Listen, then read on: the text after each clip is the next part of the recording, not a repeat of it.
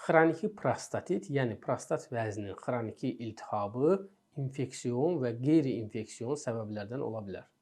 İnfeksion səbəbə prostata hər hansı bir bakterial mikrobun, infeksiyanın düşməsi deməkdir. Bu, prostat vəzdə iltihab prosesi törədir və bu iltihab prosesi 3 ay və daha uzun müddət davam eləyə bilir.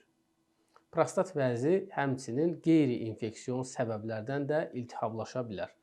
Bunlara birinci olaraq soyuq, oturaq həyat tərzi, qəbizlik, prostat vəzdə yaranmış durğunluq, yeri gəlmişkən bu durğunluq həmçinin iki cür ola bilər. Prostat vəzi şirəsinin axınında olan problem, yəni uzun müddət əlaqədə olmamaq, masturbasiya etməmək, vəzi şirəsinin xaric olmamasına, bu isə aseptik iltihaba gətirib çıxarda bilər.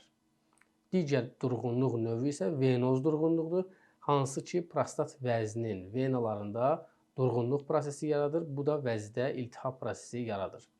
Prostat vəzinin durğunluq iltihabının yaranma səbəblərindən biri də prostat vəzni və cinsi əlaqə prosesdə həddən artıq cinsi əlaqəni bilərəkdən gecikdirmək və 10 dəqiqədən artıq cinsi əlaqəni uzatmaq, yəni siz çalışırsınız ki, gec boşalasınız, nəticədə prostat vəzninin venalarında durğunluq prosesi yaranır.